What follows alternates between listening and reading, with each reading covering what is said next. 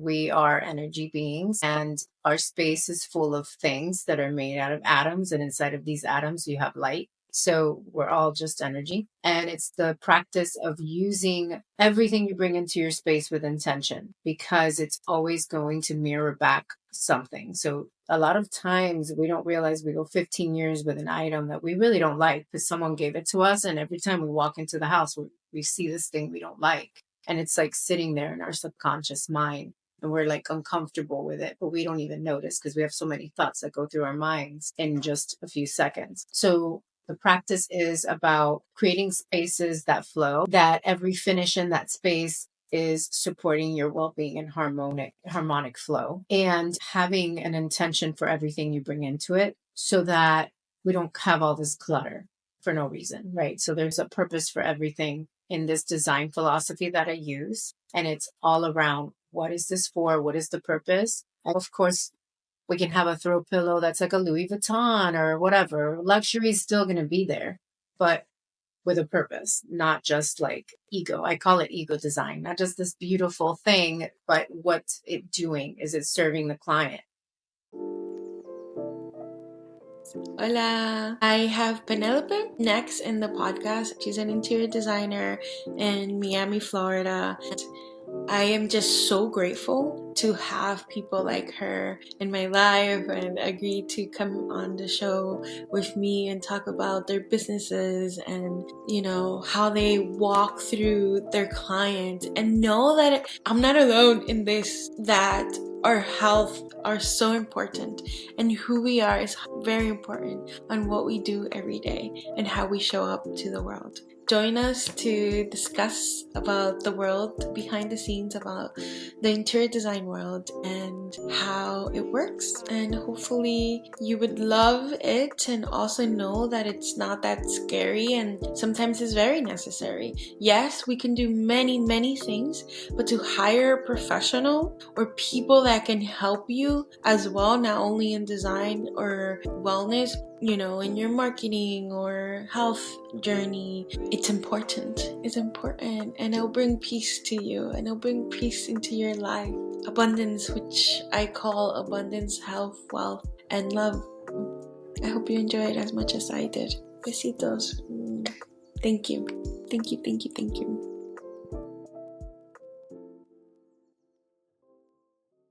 Hola, Penelope. Hi, How are you? good, and you? Good. Thank you for joining me today in the podcast. Thank you for having me. I love it. I love your background. Oh, thank you. Beautiful. It's all from Amazon. Really? You can't tell at all. I got into like this whole, I want to make a few budget friendly spaces and just link them to Amazon. So I use this space as an example. Wow. What's behind you with the mushroom? Just curious. I see some mushrooms in like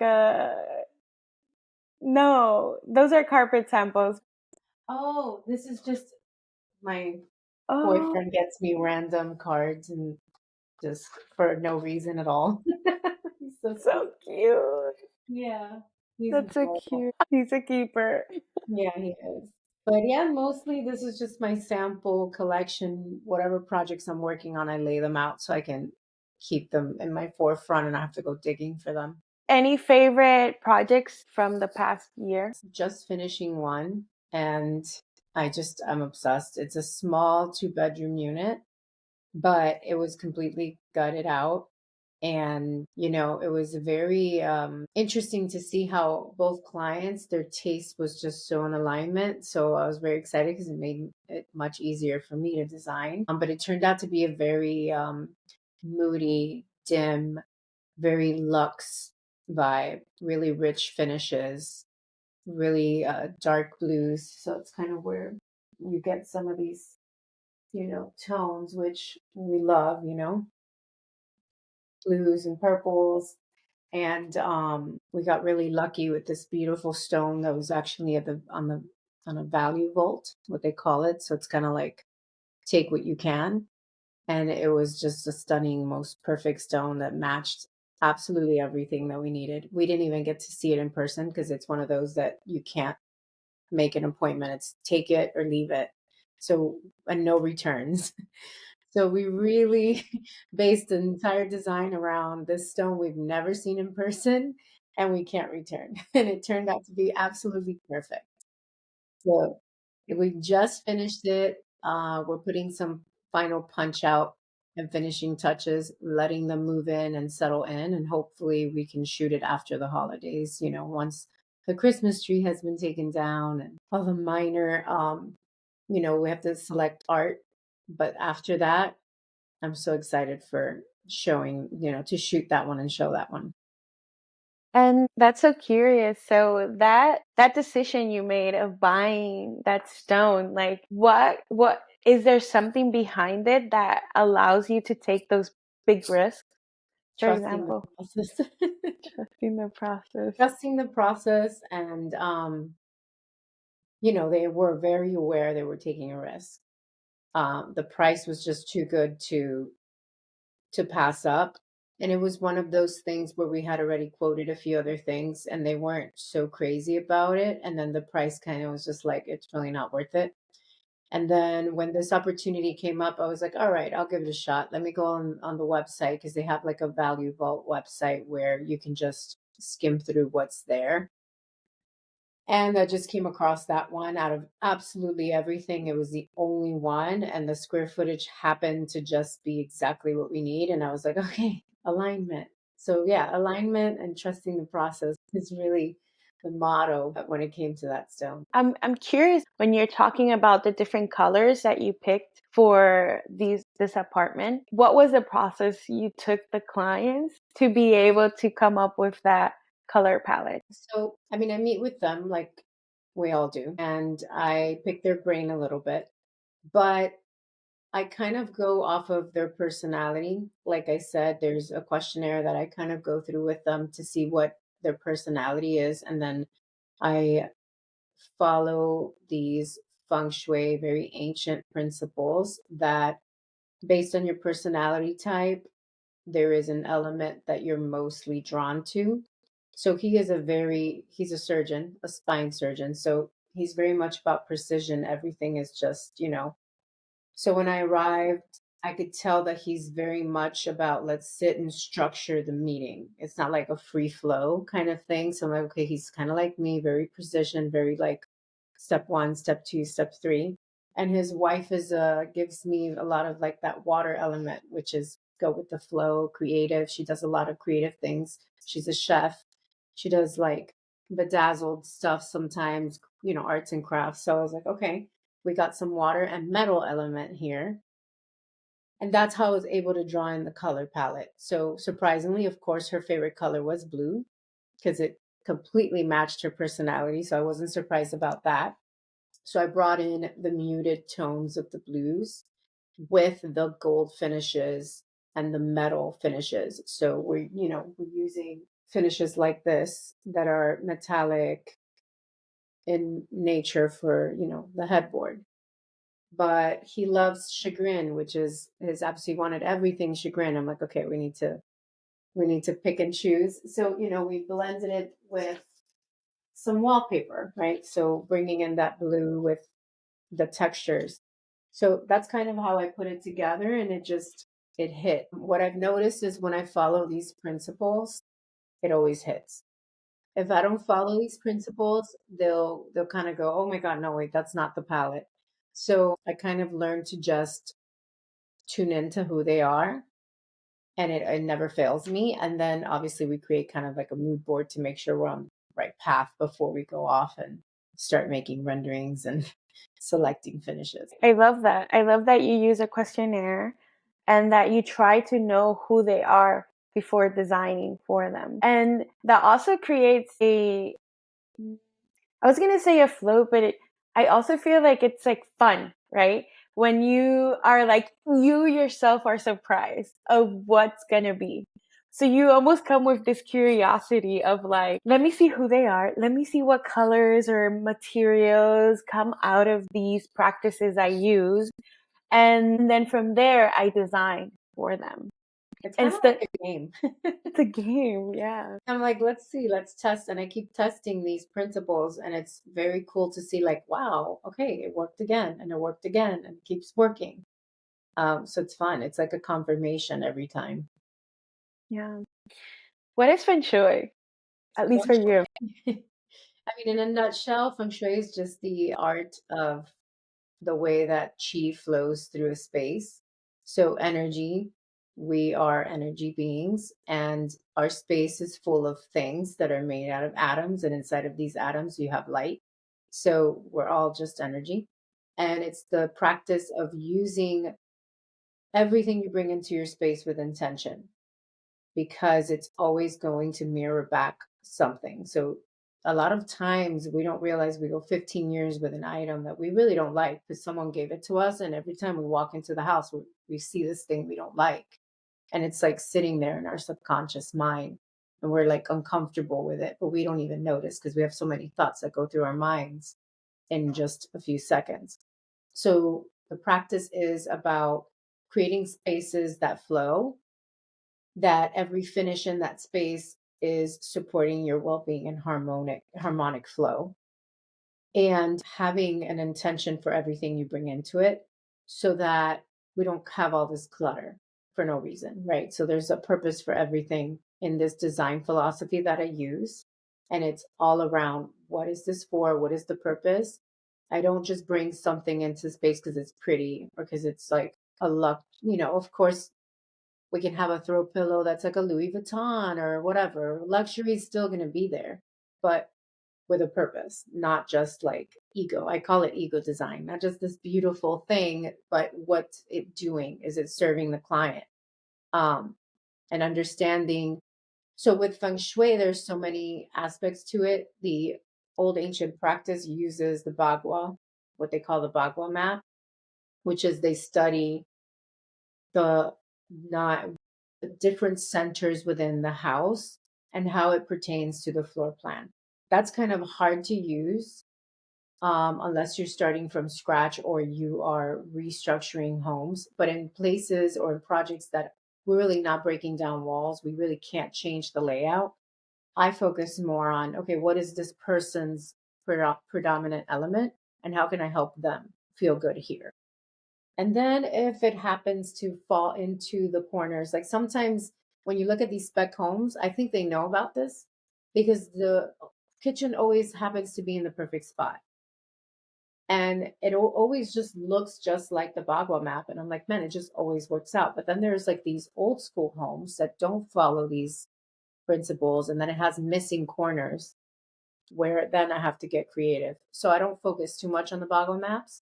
But it's interesting with my old client, I didn't consciously do it. And then now when I go back to the house, I'm like, oh, wow, like this is the wisdom corner. And we used exactly the colors we needed to use. And now she likes to meditate there because she's being called, right? So I love that because I didn't even consciously do it. So what I focus more on is the personality and how the finishes help support them or agitate them, which is important. Agitate them. So, what does agitation mean in design, but also in like a person? So, for example, a fire element person would be kind of anxious. They can be impulsive, but they also love to entertain and they love music. They love being around people. So, bringing in more red might, it's almost like you're adding fuel to the fire that can increase his anxiety or his, I say his because my client was a fire element.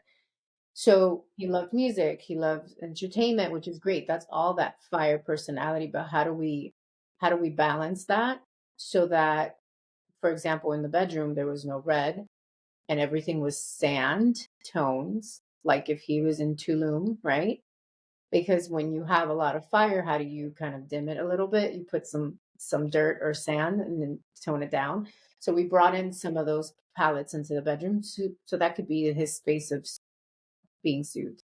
And then in the areas where he is entertaining, we bring in wood, because if you wanted to feed fire, you would give it some wood. So we bring in wood elements, and we brought in, surprisingly, he loves green. Of course, you love green because green is like that fuel to fire, which is funny because when I brought up the word fire, he's like, no, no, no, I don't want red. I want green. I'm like, yeah, of course you do. So the space has a lot of greens and woods where he entertains. And then as you go up, we've got like light muted blues and sand tones to help soothe him. And then in his area where he has like a music room, we're bringing in more of the browns, all green wallpaper, because that's where he needs that fire, right? To create, to make music. So that's kind of how I use it. I for sure wouldn't bring in something that I know is going to irritate him or make more of an uh anxiousness out, bring more anxiousness out of him, because that's the opposite of what we want to do when he's trying to wind down in the bedroom. What are you? What element are you? Well, the interesting thing is we can shift depending on what phases we're in life, which is very, very cool. So I think right now it's interesting. I've always thought of like a wood element because I'm always thinking ahead. But that kind of gets can create a lot of frustration when you're seeing too far in advance. So I brought in, my office has a lot of metal and wood, because metal cuts wood, but then so it's like that balance of not thinking so far ahead where I'm creating frustration. And metal is that precision, sit down, get your job done, right? Because the wood element can be very like they're the visionaries, but then nothing gets done, right? So it's kind of, you need a little bit of both, and you need a little bit of that fire element too. So I bring in some of that. So I think I am metal and wood, like a nice combination. And lately, it's funny that you said before the call that the color red came to you, because, lately I've been consciously adding hints of red just to get that like fire that I need to, to stand out and do what I have to do or say what I have to say. So you can incorporate this into your life in so many different ways. Even just what you're wearing can be very intentional to that meeting. Yeah, I felt like I usually close my eyes and tune into the person I'm meeting. And I felt like, okay, red today. So funny though, because the other day I was saying something, and my best friend and we talk about this stuff, and she's like, "You're giving such red fire energy these days." I'm like, "I thank you. I've consciously been bringing this into my life, purposely doing it." So I thought it was funny she picked it up. Yeah. It's interesting how, because you put that intention, the people receive it immediately. Like they know. It's almost like you're projecting to them, and then having people that voice it out is Yes, that's even, true. yeah. It's a nice confirmation. Yeah. Yeah. Okay. To work with you, what is the process, and how do you charge for your services? Yeah, we If should.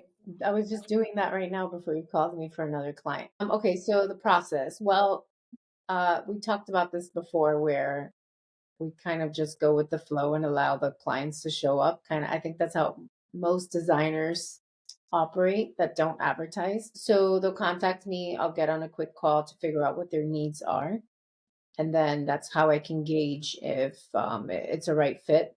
Right. If not, I will direct them to whoever can help them. So then I will show up, I'll take a look at the needs, their ideas, take photos, I'll take measurements. I'll look at their ideas and discuss possibilities, other selections, but I don't give too much just because I need to see it in floor plan and, really tune into the space. But in that meeting, I can instantly figure out, again, their personality. So this one I met today, she's very wood element. And it's funny because before she said anything, then she brought up the examples and she wants a tree in the middle of her house. So I'm like, perfect. So very wood element, very neutral. And she's like, if there's any pop of color, it would be green. I'm like, okay. So I just use that as a discovery session. And then I take the measurements, I put together a proposal, which in that case, I will charge per square footage for whatever it is as far as the bid set renderings. And that is based obviously on the square footage of the space. If it's a high end space, we're between, 12 and $15 a square foot. That's kind of the average here. I don't know about where you are. And I also gauge that based on what my team is quoting me. So I'll send out everything that needs to get done, and then I'll have them quote me, and then I'll figure out if where within that range that falls. If I can do in the $12 or in the 15. And I also tune into the client as well, what their purpose is. If they're going to remodel and resell, I know they're not going to want to throw all their money into it. So then I try to fall within the middle range. And then whatever that total is, I charge a deposit. I get started, I pay my team. Then after that deposit's been paid and the presentation's been submitted, and we go into the bid set processing, the back and forth, the construction, all that. I'll divide that. So I'd say like, okay, maybe this process will take 3 to 4 months, and then I'll take whatever's left over from that and I divide it into a monthly payment. And then that will include basically my time for what it is as far as design process. And then I charge a fee, like between 20 to 25%, but sometimes I do 15 if I'm feeling nice. Um, and that will be on any FF&E. So like wallpaper, plumbing. I don't really do it off stone because that can get very expensive. Millwork, I'll do it if I do have to do a lot of millwork. Like this particular client already has her kitchen design, so I'm not going to charge on that because I didn't do that. But I would charge on millwork depending on the agreement. If they push back on the bid set price, then I kind of take some of that off and then I add to the millwork. Yeah. And so the first part is only your design services. And then the second part is you being from once the design is approved, then you're in construction, basically. Yeah. Yeah. But I Okay. charge it as one lump flat fee. I noticed in the past when I do a smaller flat fee, and then I charge hourly for that construction back and forth, which is really where we spend so much time and gas, right? And the driving that we don't factor in, and just like countless hours. Because they think a quick call, but it's not just a quick call, because that call comes with a decision, and then that decision has to be sent down the pipeline to the GC, the mill worker, the plumber. And then we have to get on a call and we have to figure out how you change one little thing, it changes everything else. And then we have to go back to it's just, they don't realize all that back and forth. So when you start to bill them, then they get like, whoa, I was not expecting this. So I think I'm just going to eliminate the hourly rate. The only time I would incorporate like an hourly rate would be if construction goes past like 6 months or whatever the anticipated, because at that point then you're not getting paid anymore, because let's say you divided it by 3 months. Now we're at month 6 and you've been working for 3 months for free. I think after that certain period, then okay, an hourly rate has to apply because I have to go out there, I have to, you know. So that's kind of the only way, that part. And then the procurement side, which is now we go shopping for furniture, decorative lighting, wallpaper, all of that. That's a 15, for her, I'll be doing 15%, but usually I do 25. But it really kind of equals out because in most of these places, they get 45% off, 15% off. So I think it's a win-win. Yeah. So you give the client that percentage included. That's nice because some people don't. So it's good to have that. And one of the reasons I asked is because this is for designers and for clients. Sometimes it's hard for them to understand like the process and to understand why you're charging them. But that percentage that you said based on no that square footage price, that doesn't include the GC. It's No, just your services. that's my services. In most cases, the GC isn't even in the picture yet because they haven't had selected them. If the GC is the one that recommends the project, then he's in the picture. But that's not construction. That's just for my time, my expertise, and my ideas.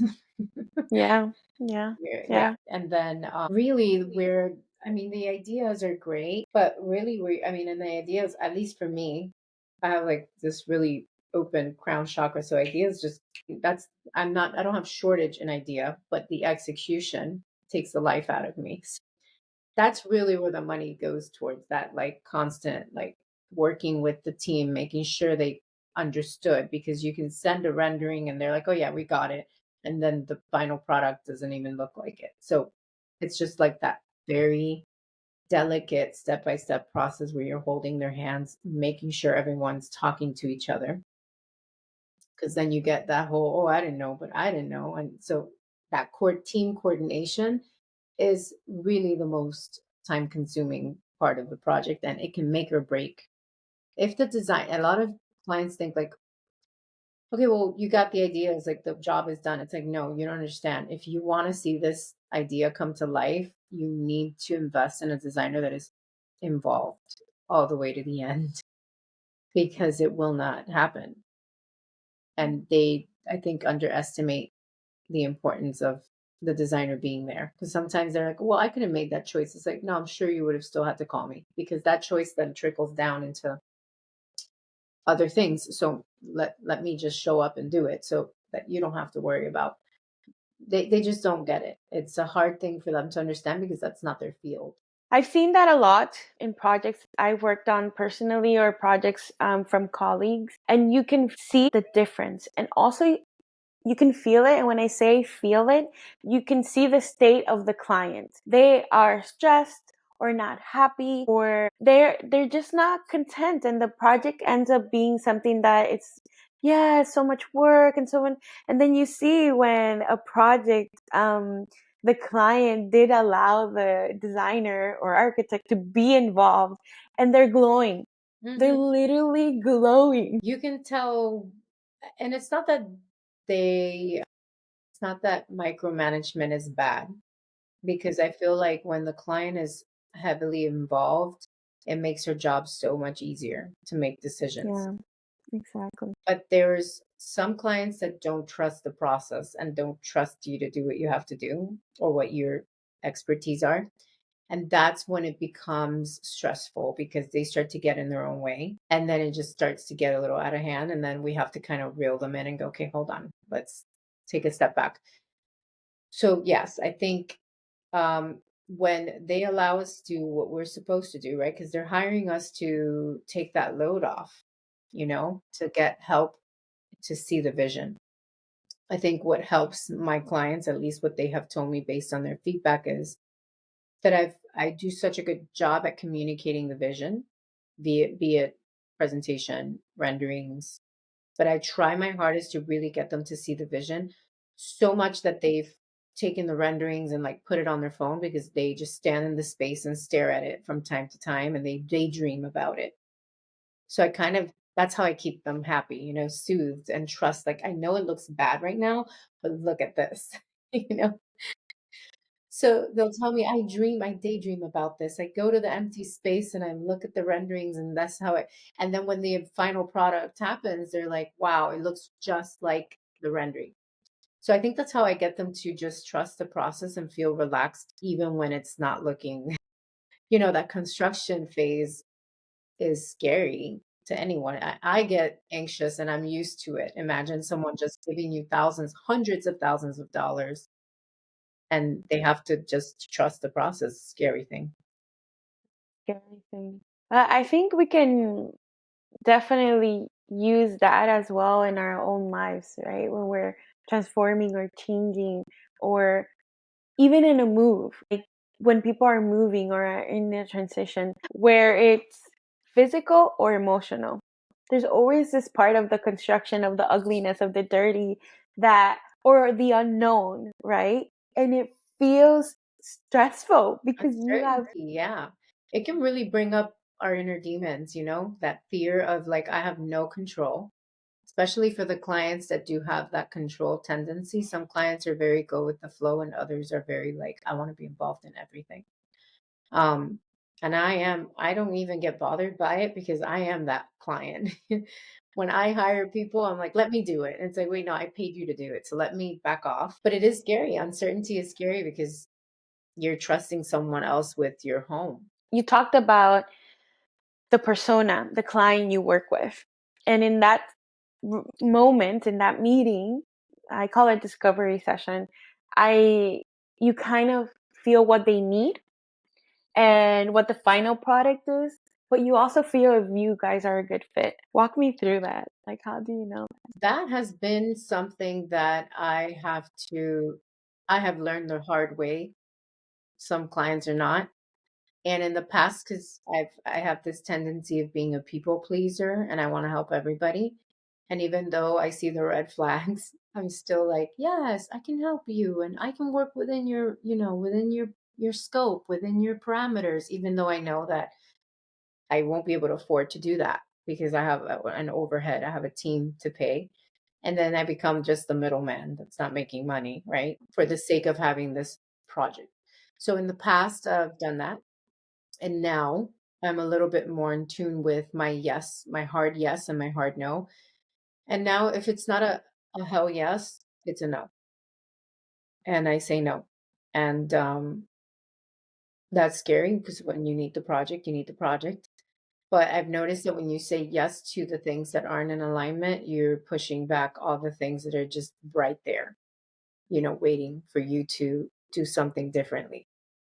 Right? So it's like that test, that little carrot they're dangling.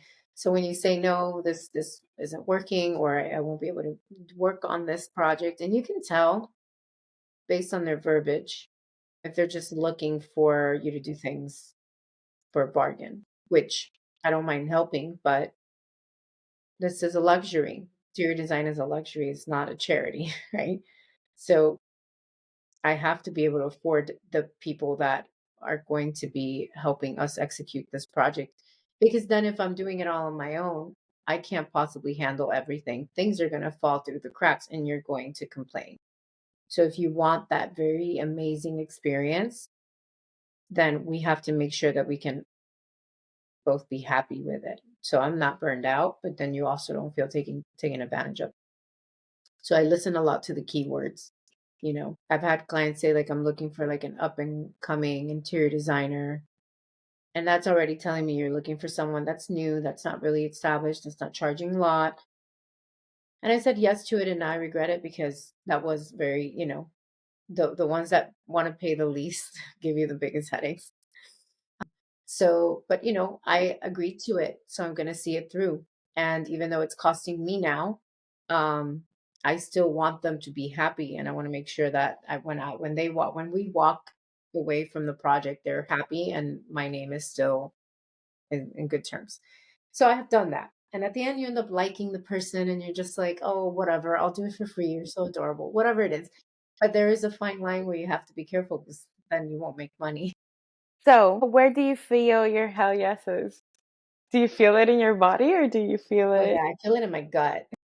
It's like, that human design. I'm a generator, if you know about this stuff, but generator, at least mine, it's basically I have to listen to my gut. My gut is a yes or a no. And if it's a yes, I'll feel that fire and that excitement. And I know that it's a yes. If I feel that like, then it's a no. Yeah, yeah. Sometimes it's hard to tune into that because in paper it can seem perfect. In paper, everything looks perfect. But if you forget that little voice or that little feeling, in your case, in your gut, then the hell yes, you can feel it. Yeah. You can feel it and you can tell I mean, very rare times I've had a no. I think it's been 2 times. One I very much regretted. The guy was borderline abusive, and that's why now in my contract I have like no abuse clause. Like don't bully me, and I won't bully you, and we're gonna respect each other. I have to add that because it was pretty intense. But we learn from that. I think we have to meet these kinds of situations in order to see what we don't want sometimes and not live in the clouds thinking because it looks perfect on paper that that's how it's going to turn out. You have to read the room and read the person. Then what am I? Like if I was your client, you mentioned about elements and that elements change. Hmm. What am I today? So, okay, I would get to know you more. You give a little bit of that water element where you tune in really well. You're very intuitive, I think, at least with the last two times we've spoken, how you just pick up on things. So that's like a water element. They're very intuitive. And that could come as far as personality, but it depends in your life what you're going through. Like when I became a new mom, I was very much the earth element. So depending on what you're going through, which I don't know, I would have to get to know you more to see. But you're giving me water element where you Okay. probably are inclined to blues or aquas, like water element tones. Am I even close? So it's interesting. Well, okay, okay, Oh, okay, okay. okay. There's more. There's more. There's. Yeah, yeah, yeah. Yeah. So you do like blue.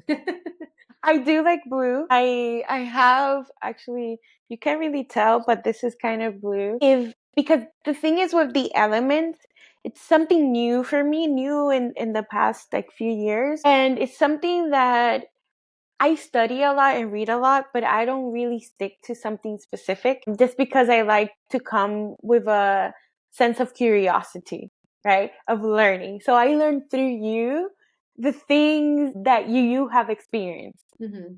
And then I get to know you through that out of curiosity. That's very water element of you because they're usually like the intuitives. They love tuning into other people. So they're like the philosophers.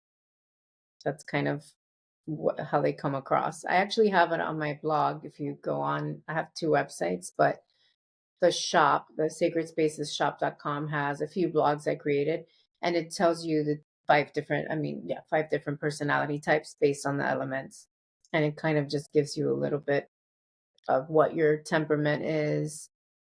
If you're feeling stagnant, because water could become stagnant sometimes, how to get it to flow again, the creativity, the energy. Yeah, thank you for saying that. I'm curious because then what happens with because I know in astrology you also have elements, right? Depending on when you were born. Hmm. But the elements you're speaking about is different, right? Or is it It is because, well, okay? in some cases it's the same. And for example, this client, his wife is a Scorpio, so she happens to have that water element, plus she is that personality type with the water element. Um, for example, and it doesn't really translate apples to apples because we have four elements in astrology and we have five elements in feng shui. So one's kind of like off, hanging around. But it does sometimes work out because sometimes you'll see someone that's a fire element and they like the color yellow or they like the color red. So yeah, or they love leather, and leather is any animal prints, any like leather, that's fire element because it's like people and animals, right? So sometimes you'll see that resemblance and it's kind of cool to see. But my best friend, for example, her house, she's very earth element, but she's a Scorpio. So she doesn't have a lot of water personality at all. She's very much earth all the way. So sometimes it doesn't equal out. And that's why it's in feng shui, it changes. I can be, I mean, you have a predominant one, right? Like I think I'm a lot of metal because everything is just like precision, right? But there's seasons that I'm just in my earth element and I just want to go outside and ground and I want to be with my baby and I want to do things with him and arts and crafts. I think throughout the day we shift through all of these. Whereas with astrology, you're born with it. That's all you that's all you have. you know. Yeah, that's why I ask because it's very different, and I agree. I'm very connected to water. I've always been connected. I have this like crazy thing that my mom told me once. Like we used to go to this Asian restaurant when I was younger, and they had a lot of prints on the wall of like ponds and lilies and all of this. And one time, or maybe the first time, I don't know, that I went in, I'm like, Mom, water. And I started like taking off my clothes in front of everyone because I was gonna jump in. Oh, And then I have this friend that didn't know this story, and we were, I think, in Costa Rica, and we rented a car and we were driving all around. And she says at the end of the trip, it's like every time you see water, you just jump in. It doesn't matter anything. Basically, what's wrong with you? so amazing. When were you born? In February 15th. Okay, hello. You're a Pisces. I'm actually Aquarius. Really? I'm Oh, actually yes, that's right. It's on the 20th. Okay, well, yeah, an Aquarius, it's a water bearer. So those two signs yeah. are very, very in tune to the water element, which is so funny. Wow. I love it. See, Yeah, I just listening to those keywords will give you, we give our personality away just with the words we use.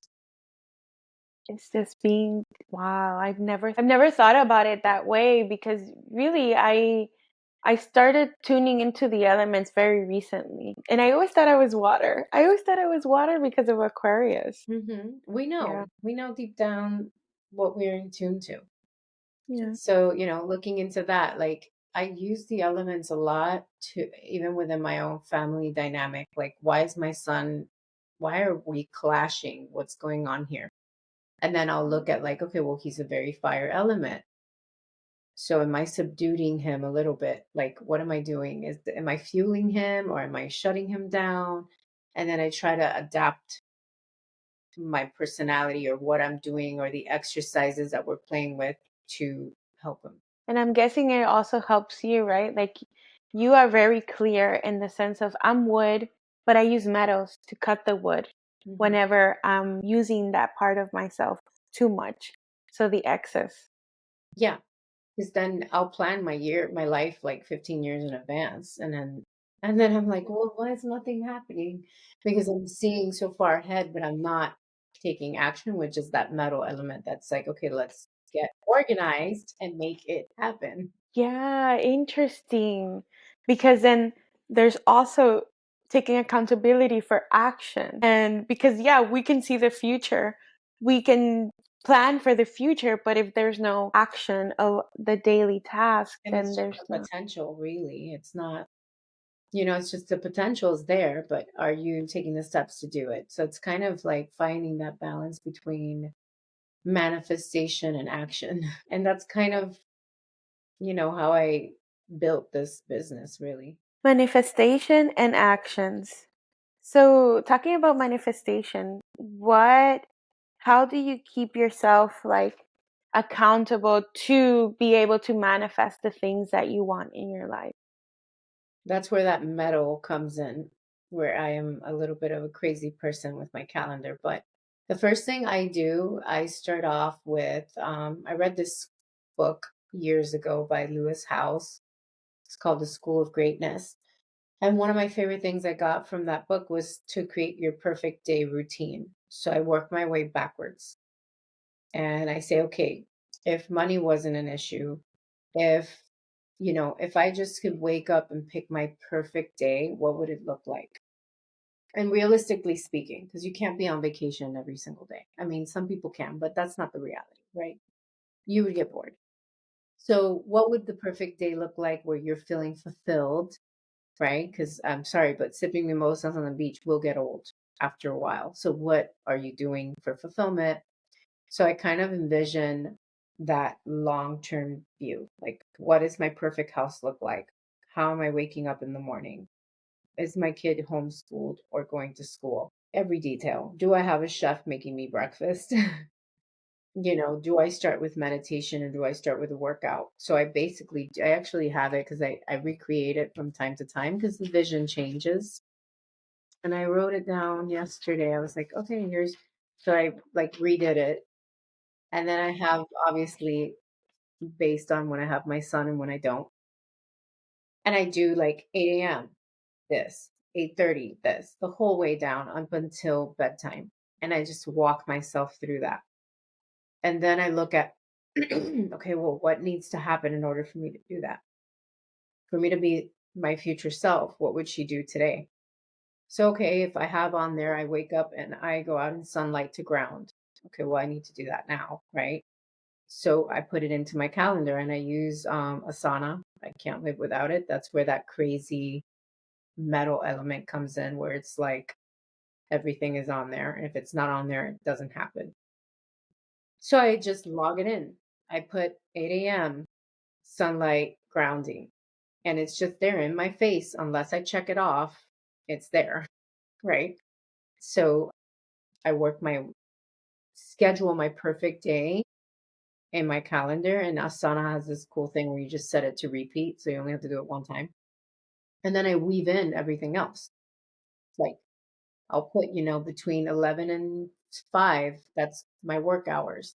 So obviously if there's a meeting at 12, I just pop it in there, but I know that these are my windows for self-care, for, work, for my home, family time, my son, and that's kind of how I keep myself accountable. Yeah, it's interesting. And how do you, like, for example, I've been encountering this where it's like my energy, I'm spreading it too much in the sense of like, I'm doing this, I'm working on this, I'm working on this, I'm working. And all the time I'm working on these like 5 things, let's say. And I was thinking today, like, no, this is not okay. Like for me, it's not, it works for different people. But for me, I need more time in the morning, for example, for the self care, which is light, movement. In my case, I need to move my body and then prepare a good meal, like after I do all these things, right? Oh, and I read as well. I love reading and meditating. But then, then the day starts and it's like a organized chaos. But I'm thinking like there's something has to change. So how do you keep yourself? So it's interesting that you said that because the other day I wrote this routine and I'm like, this looks way too simple compared to how I need to pack every minute. Every minute counts. That was my thing back then. And I learned the hard way that a jack of all trades is a master of none, and you cannot master everything. You have to know what you're good at and what you have to delegate. And when it came to like building my marketing plan, building my website, yeah, I can do all of these things, but I don't want to because there's no humanly possible way that we can do that. It's just too many hats. So you delegate what you can delegate, and then you really keep it, you bring it down to the most simplest thing. Like, what is your purpose? Anything else that doesn't add to that purpose gets delegated or gets removed. And that's the hardest thing, I think, for me, because since I'm that wood element and the visionary, every time I see something, I'm like, I see a business opportunity. That can be a business. That can be a business. That can be a business.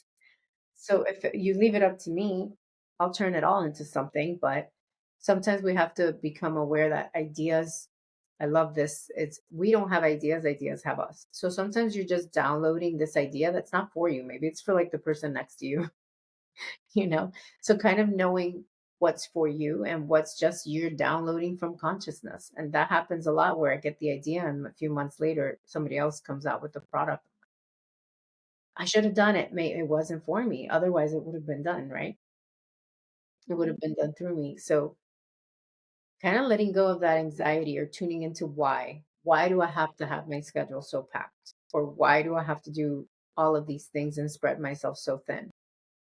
And when I realized that all of that was like needing to feel this fulfillment of like, I'm so busy. It's so good to be, but now I'm like, no, no, actually, I want to create wealth only sticking to my purpose and that What is your purpose?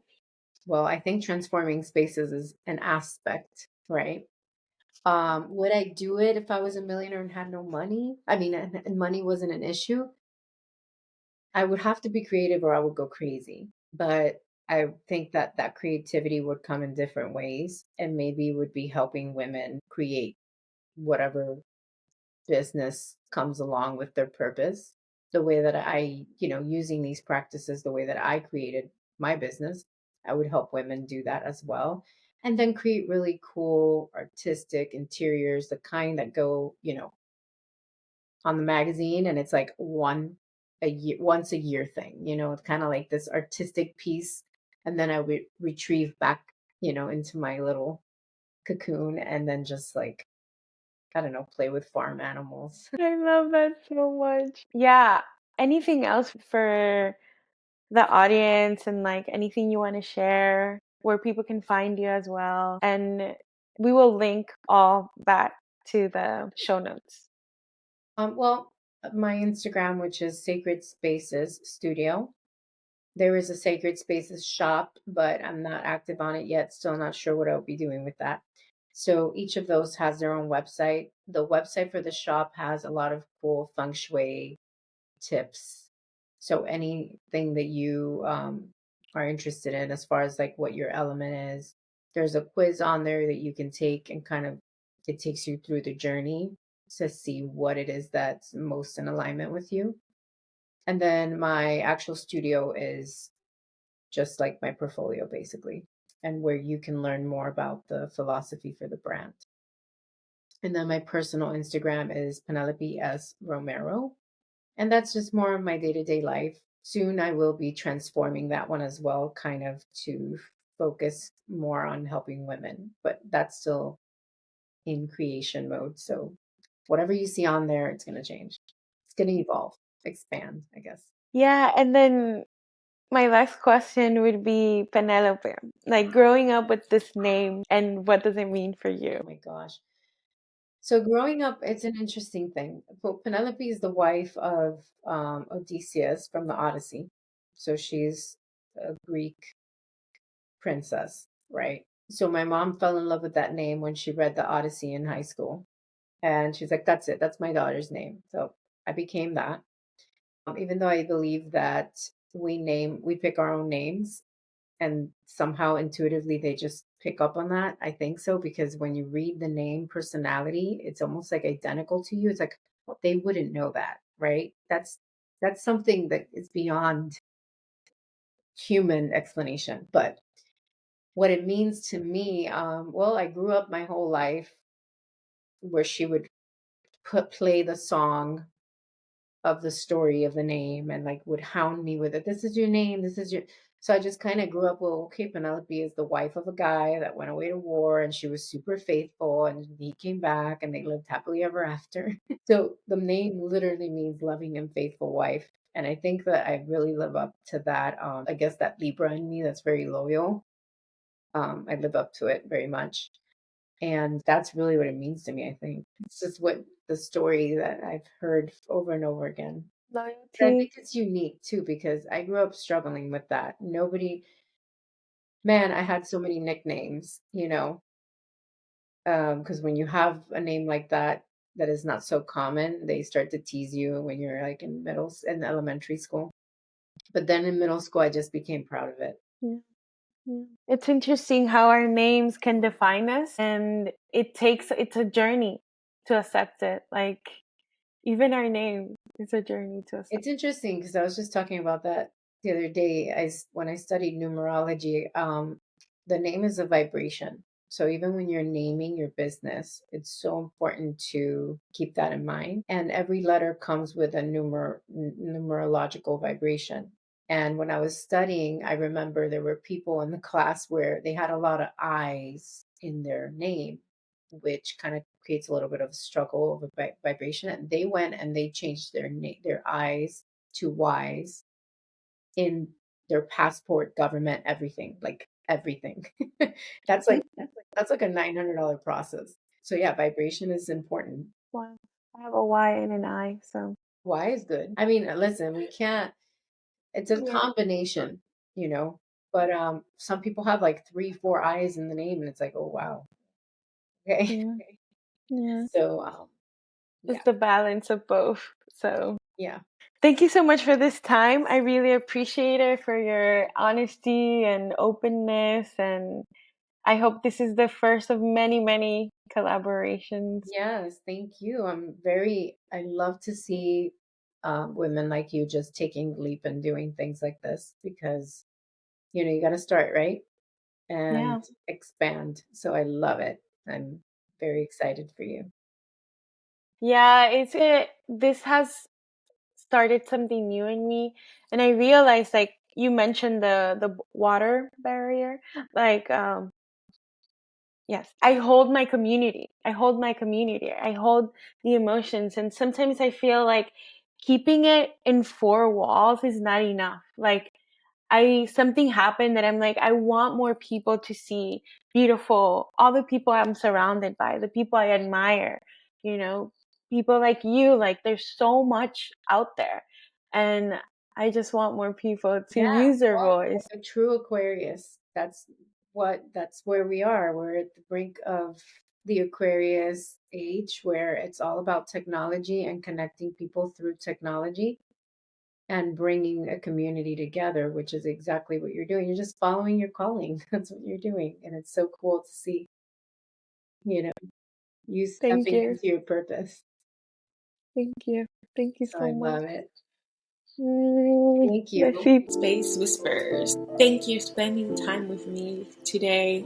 Your host, Rainy, on the Space Whispering podcast. I hope today's episode gave you something to reflect on, inspire you, or energize you to create something beautiful. Help us grow this soulful community and spread the love by subscribing to the podcast, leaving a review, or sharing this episode with your community. If you're feeling called to transform your inner or outer spaces into a true reflection of you, let's connect. Schedule a discovery session with me at rainy.co or Instagram rainy_. What soulful actions will you take today? Keep listening to the whispers of creation and let your soul's magic flow into the world. See you soon. Besitos.